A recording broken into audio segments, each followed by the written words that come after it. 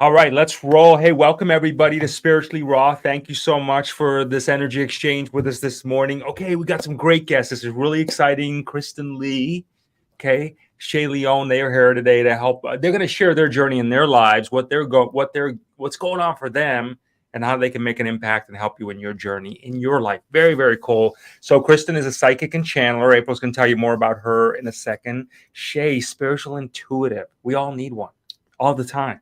All the time, for real, everybody. Yes, We all we need someone, do. you know what I mean? It's like, it's always good about that. So how you all doing today? I hope you're having a great day.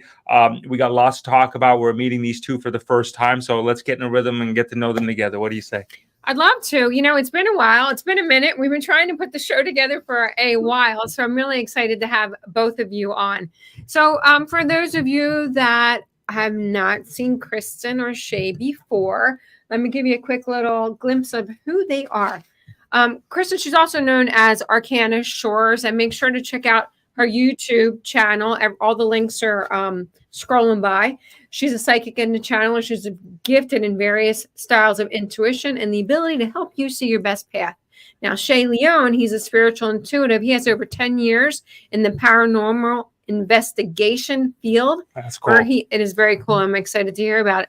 Where he really launched his journey into the metaphysical world.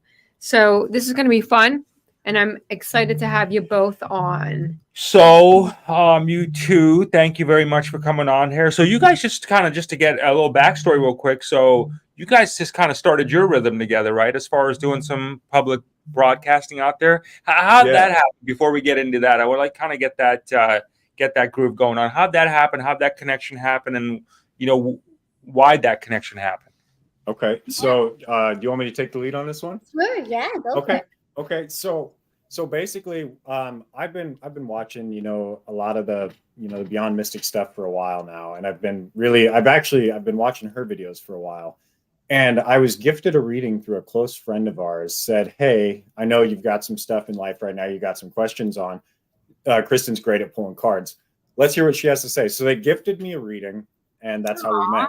We met over the reading, and we're kind of like, oh, wow, hey, we jive pretty well. She said, hey, do you want to be a co-host? I said, I've never done it before, but I think I could figure out the buttons.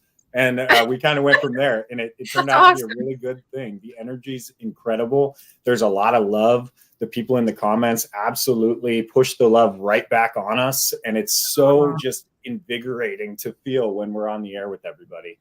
You know what I love? You were like, you know what? I'm going to take a leap of faith. I've never done this before, but I'm just going to throw myself out there and, let's see how it rolls. And that's exactly, look at where you're sitting right now. This is a phenomenal testament for people that are sitting behind watching, right? And thinking, dang, I think I can do that. I just need a little something to push me over the edge. And you took that lead and took advantage of it, and that's just phenomenal. That's really, I hope other people get inspired by that, because we are huge advocates of people having their own show, or not even their own show, but co-hosting, because it allows you to open yourself up. It allows your throat chakra to expand, and it moves all your chakras, right? It gets everything going, and it also clears the shit out. You know what I mean? Shit out. You vibrate it out, right? You vibrate it away from you. That a lot. That this is literally like free therapy for us, right? Because we get to talk it out and share our experiences,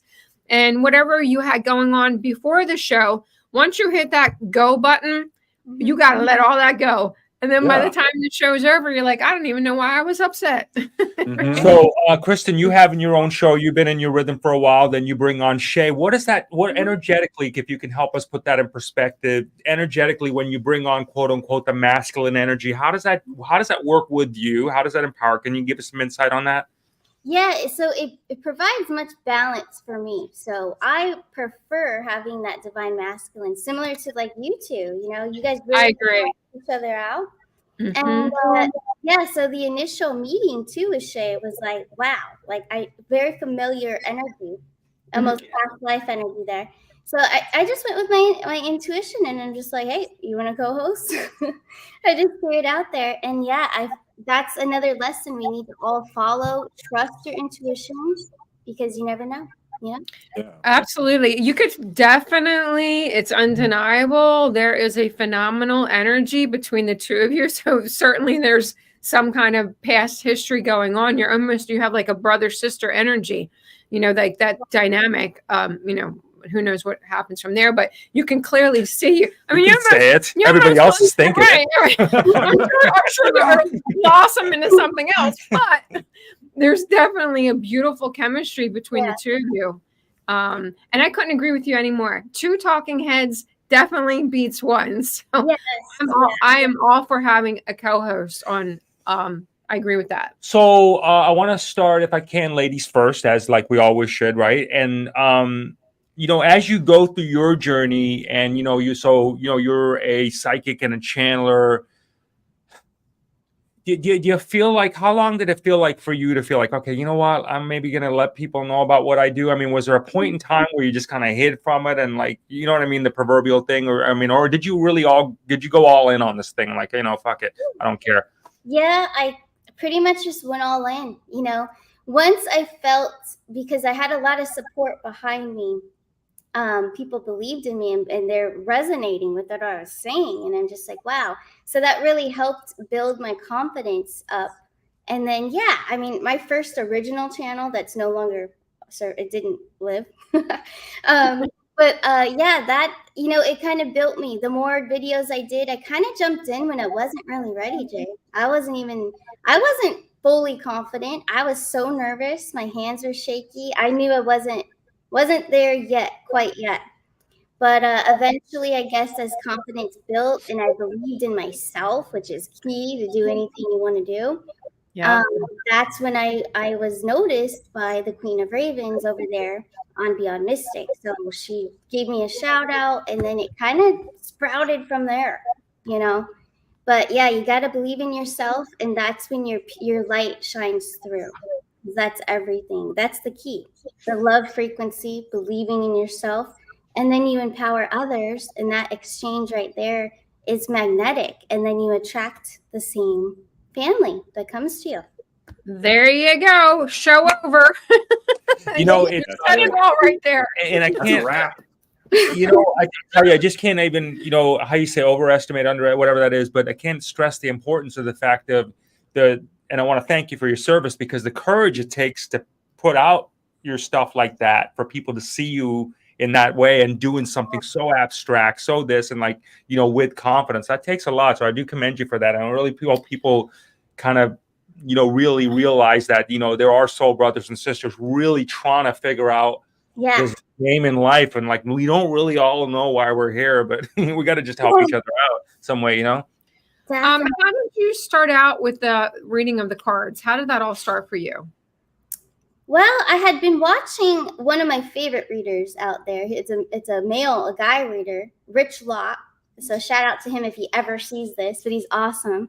So I was watching him for a couple years, but never, ever did it cross my mind that I would be a tarot reader. I just loved his work, always resonated with me, and he really gave me that belief in the spiritual part of tarot reading and what it all is, and that it's not dark and it's beautiful. So I really looked up to him, got into it, and then I came across the Beyond Mystic community too.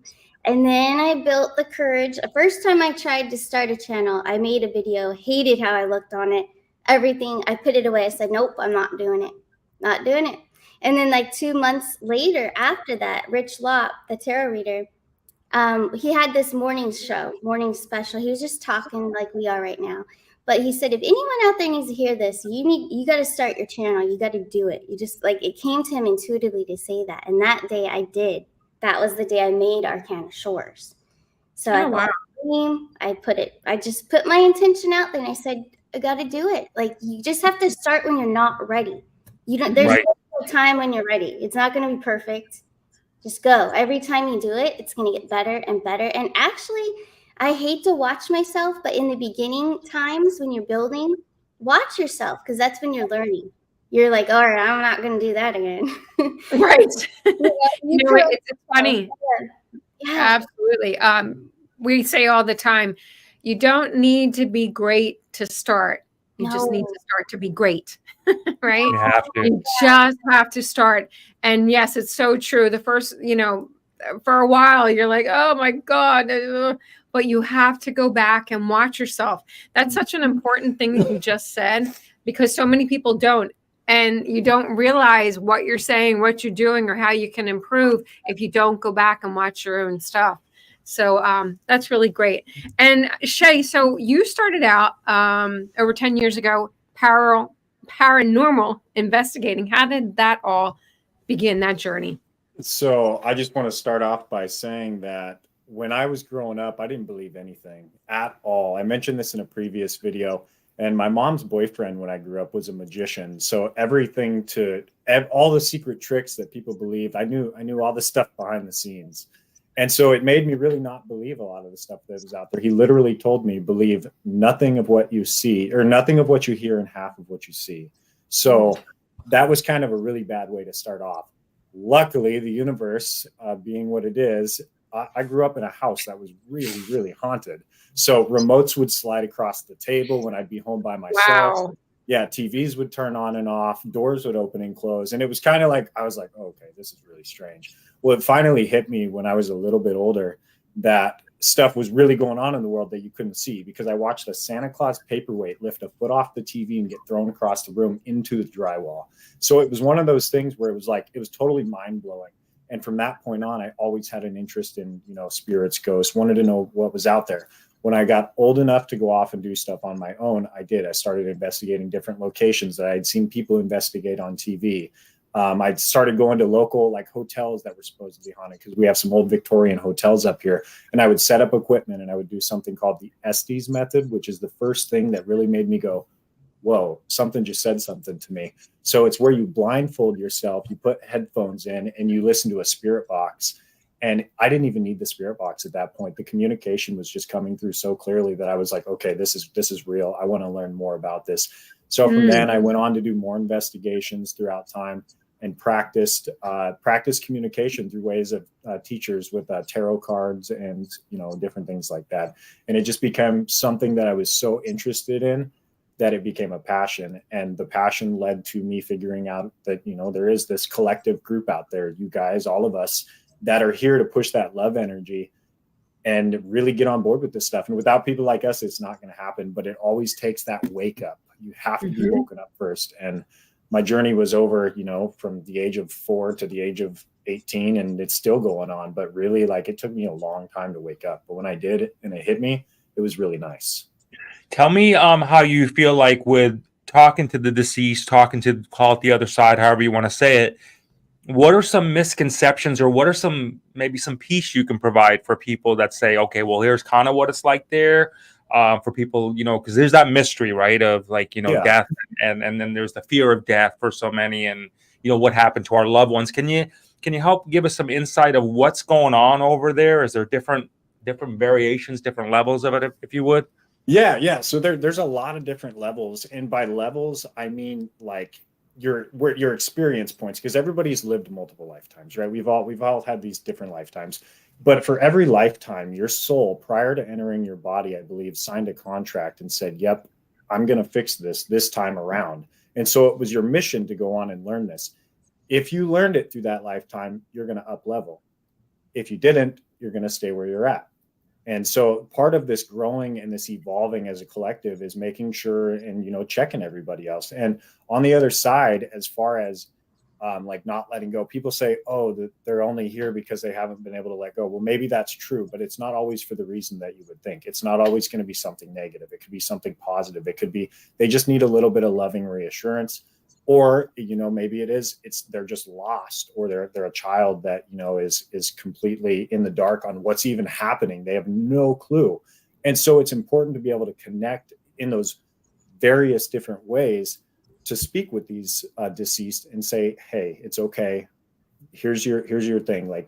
You need to go here. So I like to pull cards and figure out what they did or what their mission was, and then go from there and try to talk them into the light. I have a lot of questions, but I'm going to hold that for 1 second. So, Kristen, how did you break the stigma? Because a lot of people have a stigma about the cards, like, you know, they're dark, or you're pulling negative energy, you're pulling the lower entities. How do you overcome that, or how did you overcome that? And is there any truth behind that? There's some dark. I mean, you only let dark energies in if you're letting them in. Like, that's voluntarily, you know. So I have a lot of different beliefs in some, but yes, I do take precautions too before I pull the cards and everything. But I don't feel any darkness with it. I feel it's more to guide. It's empowering. It's a tool. So for me, the pictures on the cards, and I always say it, I know you guys have heard it too. I have never studied a tarot book. I didn't learn by a book. I just learned by what I see and who I'm working with. If I'm with a client, of course, it's their energy and it's their loved ones that are coming with them. Their loved ones from the other side are coming in.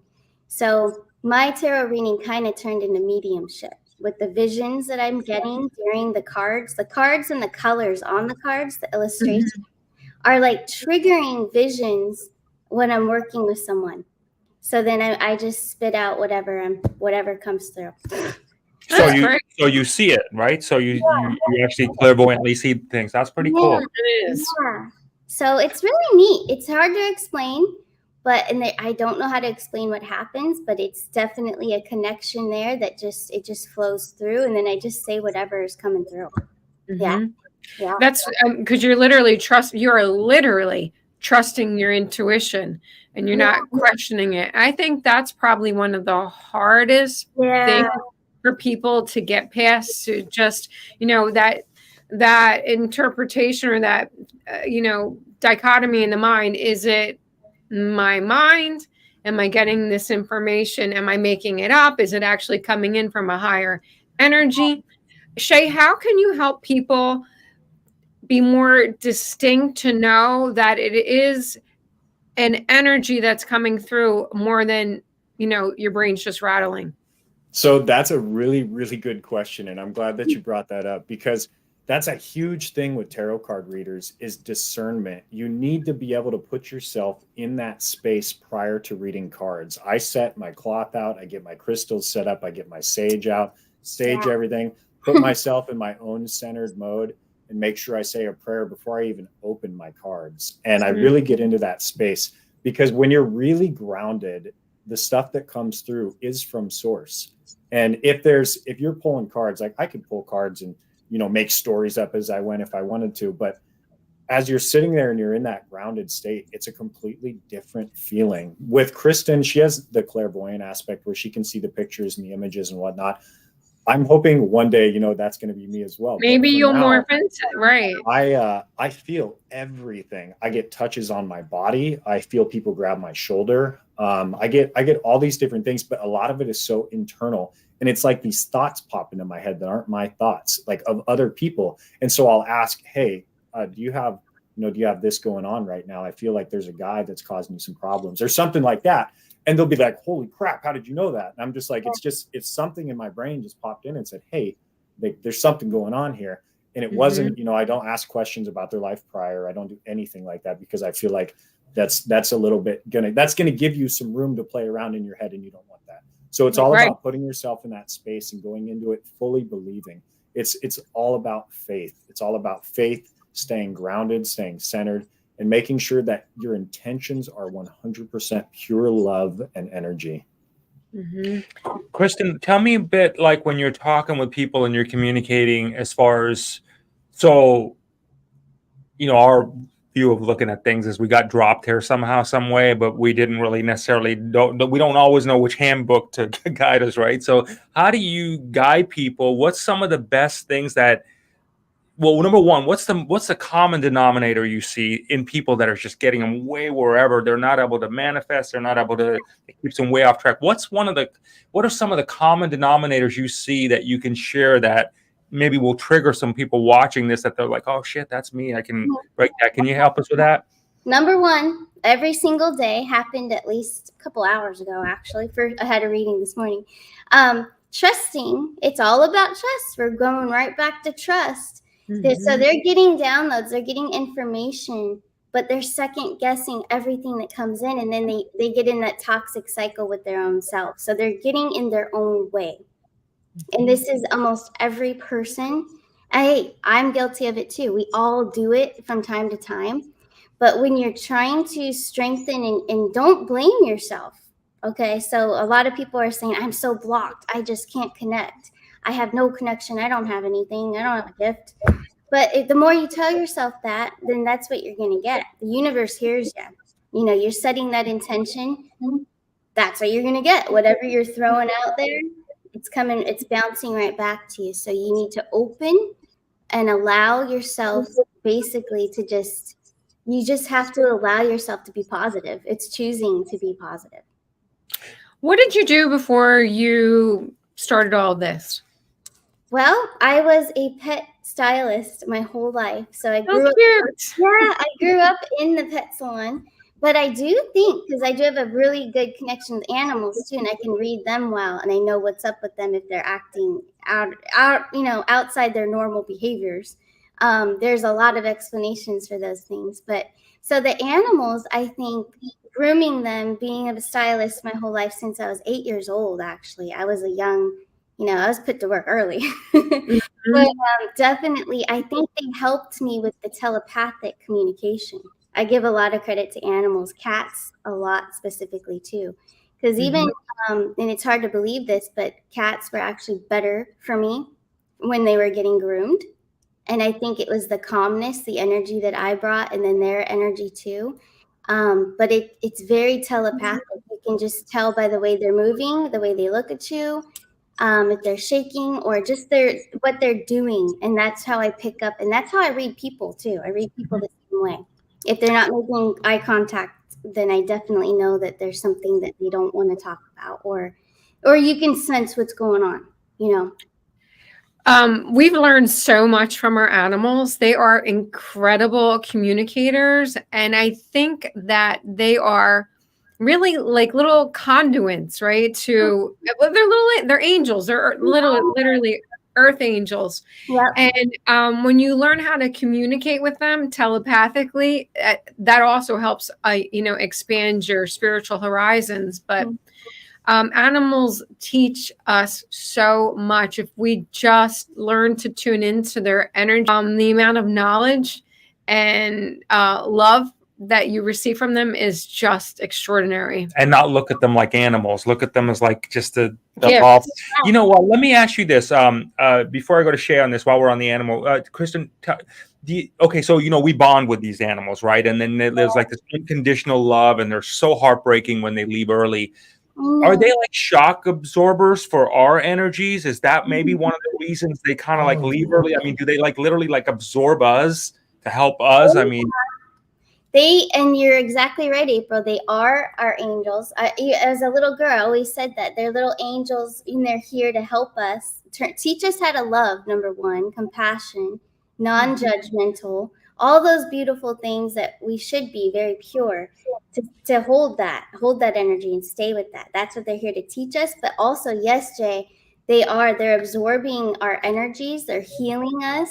They're here to heal us and to show us how to treat others, and I think that's why they don't speak too, because it's all telepathic. Love is actions, not necessarily words. Of course, we want to say it. But they absorb our energy. And I think the reason why they leave so soon is because they keep I feel like the reincarnation thing, they have other missions. So once they've healed you, or they feel that their mission was complete, then they move on, but they come back in a different form. They could come back as your child, or they can come back again as another pet, or they move on to another, family member or friend, Incredible journey. We've had an extraordinary experience with our animals prior to this one. The ones that we have now are a reincarnated version of the last set. And I always share that with people that either are hysterical because they know their pet is coming to the end of their life cycle, or they just lost their animal. And I always say to them, to try to give them a ray of hope. They can bring them back. Yeah. And I think that in itself, that was probably one of the most extraordinary experiences. It was so profound that we were able to actually witness hands-on. That to see that is just absolutely incredible. So the animals that we have now, they kind of like switched bodies. It's really interesting what they've done. They've kind of the same exact personalities, but they entered into different bodies. Like they reversed their bodies. The one before was like long and thin, and the other one was short and squatty. So their personalities changed, but they just flip bodies. But it's incredible. It is the exact personality. It's the exact soul. It's the exact spirit. It just came back literally in a different body. Wow. Yeah. Oh, that is so cool. It is. It's amazing, really. You know, it's amazing what It's they a do. blessing. Hey Shay, when you take a look at the concept of death, and I'm just trying to like ask you this from a place of like, how do we live, right? So like, okay, so traditionally we're trained to like, okay, we're born, we live, we die, and boom, then we're out, right? Like, so should we actually be preparing? And all right, let me, I'm just trying to help if we can to put it in this way where, so let's look at the terminology of death as very different. You know what I mean? Like not a final stage, but should we in an exciting way, hey, get prepared for death? Does that help us in some capacity, you speaking to people who have crossed over to actually evolve quicker in this way? You know what I mean? Like if we think like, hey, you know what? Yeah. Like, hey, let's get excited. Not so much like to get excited about dying, but like excited about like, hey, there's another evolution after this, and it's going to be pretty cool, and we're gonna go. I mean, will that in itself help us have a better existence now in the present? You know, so we can actually evolve more versus being like, oh shit. Yeah, exactly. I mean? You just hit the nail on the head right there. So if you start going around preaching, hey, everybody be excited to die, you know, that's not going to go over well. Right. So, but it's really interesting that you say that because yes, focus on the now, focus on the life as of now, because it is a journey. You know, it's a journey through multiple lifetimes. We've all had previous lives. We're living this one currently. We're, you know, if you don't complete your life's journey on this one, you're going to be doing it again. And that's totally fine. But it's about being involved in the now and the process of learning and growing as a collective and really pushing, because you're going to see these people again, like you with your animals, different bodies, different times. You're going to see these people again. I feel like Kristen and I have known each other in past lives. Maybe we were Bonnie and Clyde, who knows?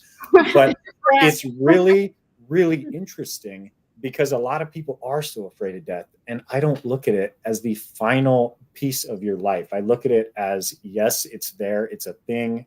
Don't worry about it. It's going to happen eventually. You're not going to be able to change that. But what you can change is what you're doing now to create a better after for yourself. Mm-hmm. Yeah. What's your thoughts, Shay, on the light? You know, everybody goes to say the light, go towards the light, right? But there are two sides of this theory. Some people say go towards the light, and we're hearing a lot recently that actually is not true. It's a trap, like a reincarnation cycle trap. But, you know, ultimately, I guess no one really knows. But what is your interpretation of the light? So my interpretation of the light, and I just actually had this conversation a few days ago with somebody, so that's interesting that you just brought that up, is, you know, a lot of people when they say, oh, I died in the hospital bed and then I came back up, but I saw the light and I didn't go into it. Well, my feeling is that light is just source. It is literally pure source energy. And these people that are saying, don't go into the light, well, they clearly didn't go into the light yet because they're still here. So I feel like had you gone through that, you'd probably be on the other side of it. And I've pulled enough cards on people that have talked about their past relatives and whatnot to know that there is a consistency there. There's a journey beyond beyond death. There's a journey beyond the end.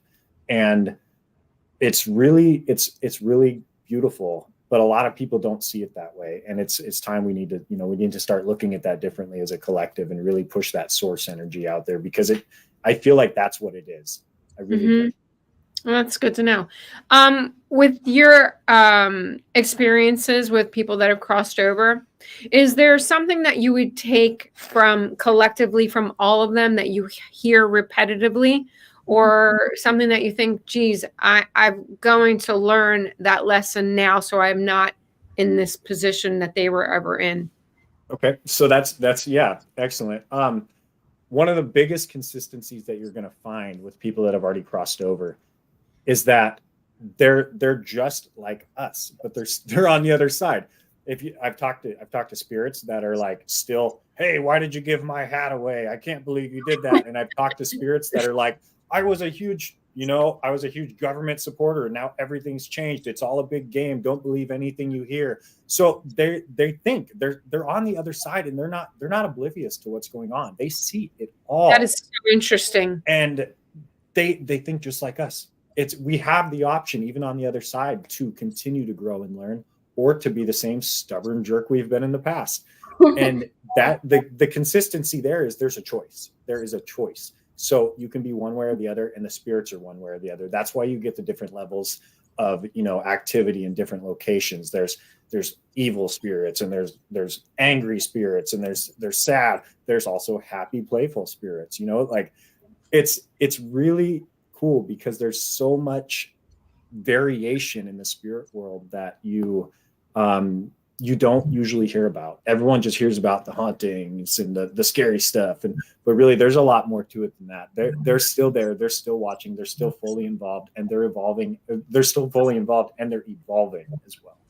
It's a great reminder. Kristen, is there anything to what's being displayed there? Do we choose people? Like, Yeah. So yes, I think so, but I don't think every single one of us chooses our parents. I don't, only because I have heard that from the other side as well. So personal experience here, and I'll be vulnerable. I gotcha. Yeah. So yeah, from what I'm getting, I was getting this from family members of mine on the other side, that I happened to choose mine because I was trying to make the relationship right every single lifetime. So it's been a toxic situation. I've been trying to make it right every lifetime. So I think a lot of us do that. We'll pick parents, or pick even siblings, or whatever, relationships, because you want to come back and try again. So a lot of times, though, if the other person does not want the same thing, or they're not an awakened soul to know that we got to close the cycle and end on good terms, then you might have a repeated cycle. But yes, ultimately, I think you do get to choose. Do you want to repeat and try again with this, or do you want a whole new start and go a different way? Are bloodlines, meaning mother, father, brother, sister, are they okay, so like are they more real, if you would, than, let's call it, like we say often in this terms, like we're meeting our soul brother or soul sister? And a lot of people feel good by saying that, but is there more like, this is like legitimate, or really are we missing the boat by saying, hey, you know what, you really do have a soul family out here that's really legitimate for you? Do we miss out on that? Because, and my follow-up question to that is, do you think a lot of people don't really acknowledge their soul family because maybe out of guilt that they feel for, not really acknowledging their blood family of sorts, if you would? Yeah. Okay. Yeah. And the whole soul thing, I feel it is real, but I think that we give it more hype than it really is. Because I feel like, yes, the connection, and honestly, on the other side, they don't care about blood. Blood isn't even a big deal. That's an earth thing, So like all of us here on the screen, we would be family on the other side, already. It makes no difference to them on the other side about blood at all, bloodlines or any of that. So when I think of like a soul family, a soul mate, it's more like how they believe. So it's your family, your friends. But our earth life, our egos, all that gets in the way here.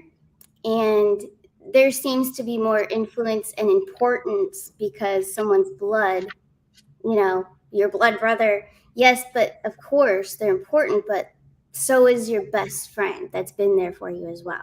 Yeah. Definitely. Yeah. Soul family is all of us together that support each other. Support and love, same like-minded souls. Definitely. We're all here, all of us here right now. We're soul family. Yeah. Agreed. Absolutely. Shea, from your interpretation, what's the difference between your spirit, and your soul? So I feel like the biggest difference is really kind of the way that you look at it from the outside looking in. Your spirit is like the not genetic, I guess, just the code of who you are internally. Your soul is also similar, but I feel like your spirit has a few more exterior factors that have come from the outside world, because a lot of things can affect your spirit externally, the way people are around you, the people that you hang out with, the people that, I mean, just the things you do. I mean, if you're doing drugs, that's going to affect your spirit. If you're out there binge drinking all the time, that's going to really kill your spirit.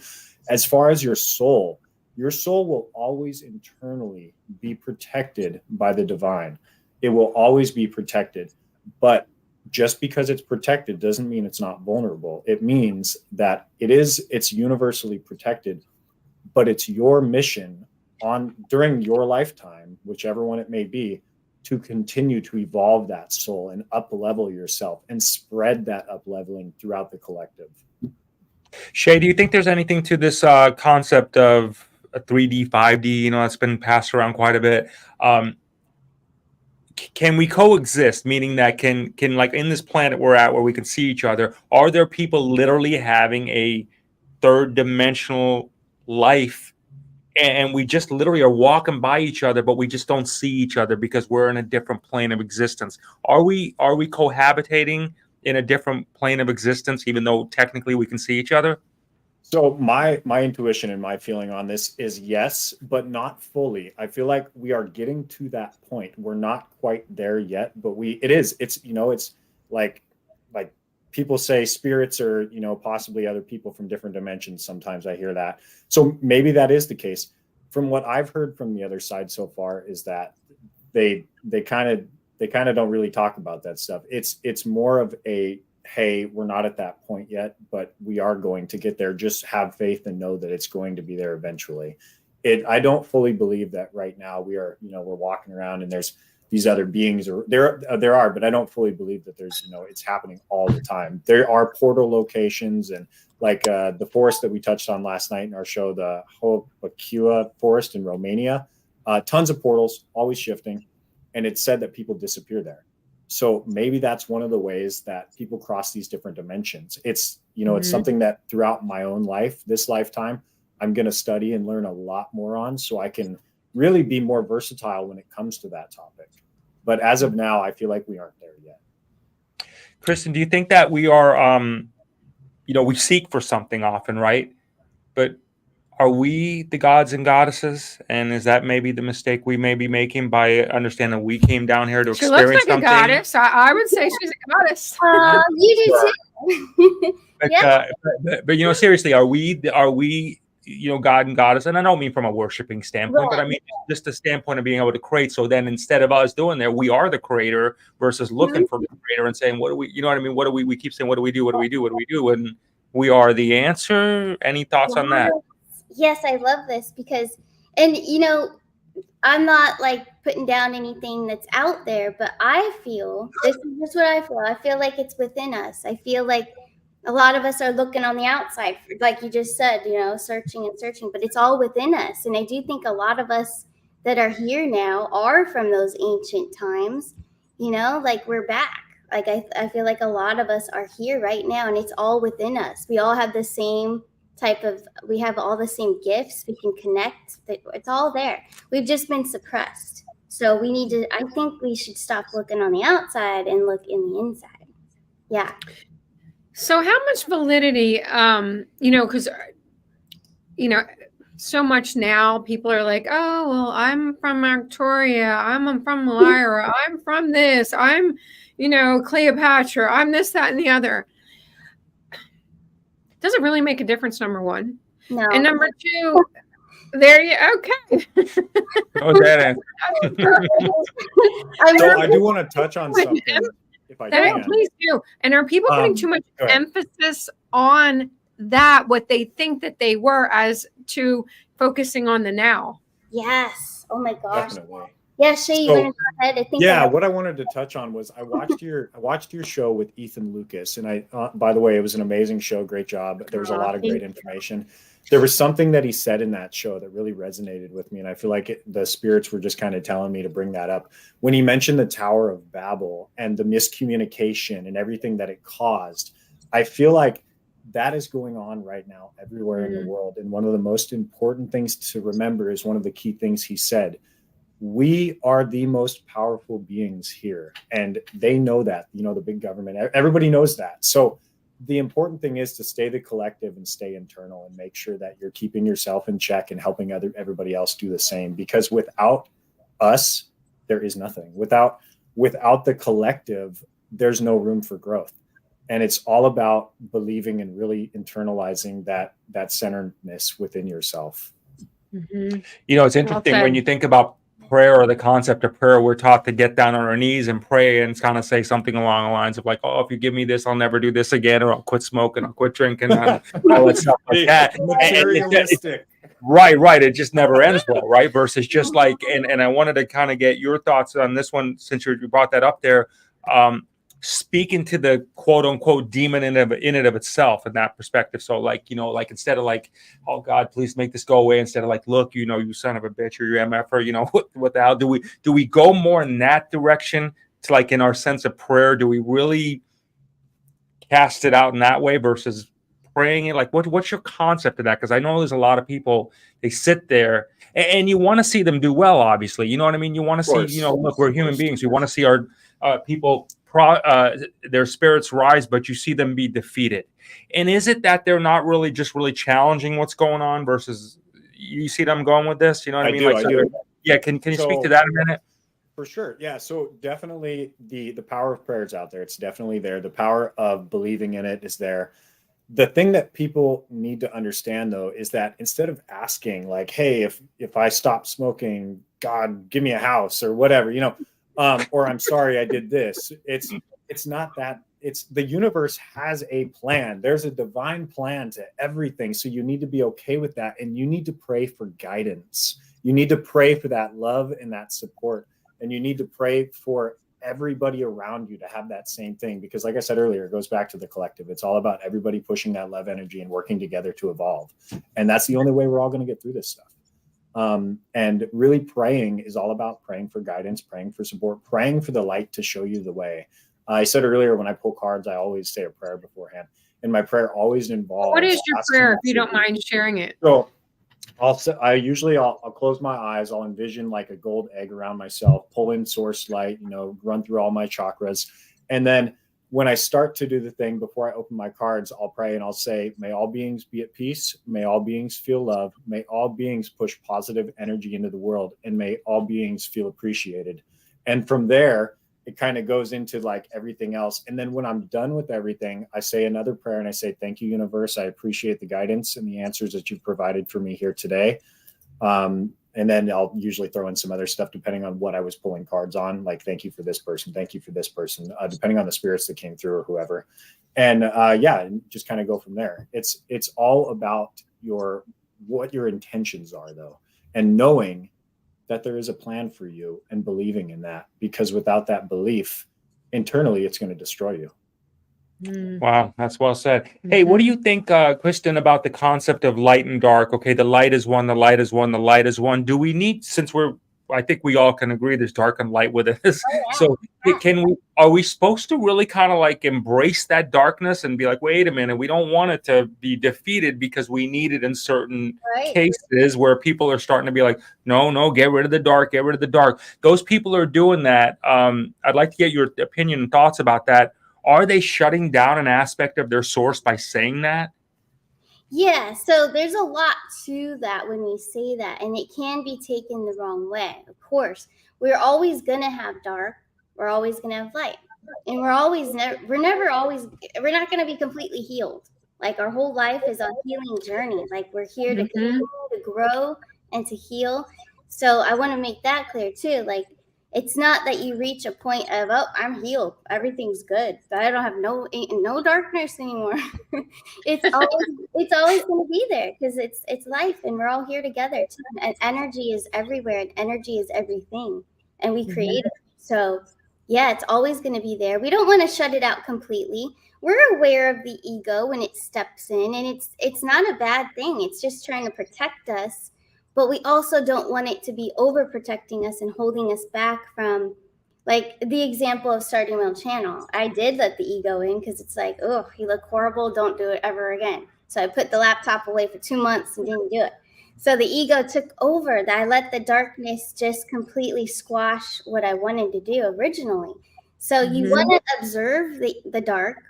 You want to still embrace it. It's there for a reason. It had intention to protect from embarrassment, but but it was definitely it's always going to be there. And hey, we're in Scorpio season too. It's a good thing to have the darkness. We all have it within us. That's what rises things to the surface so we can see them, what needs to be fixed or healed, or relationships to be mended, things like that. So darkness is a beautiful thing.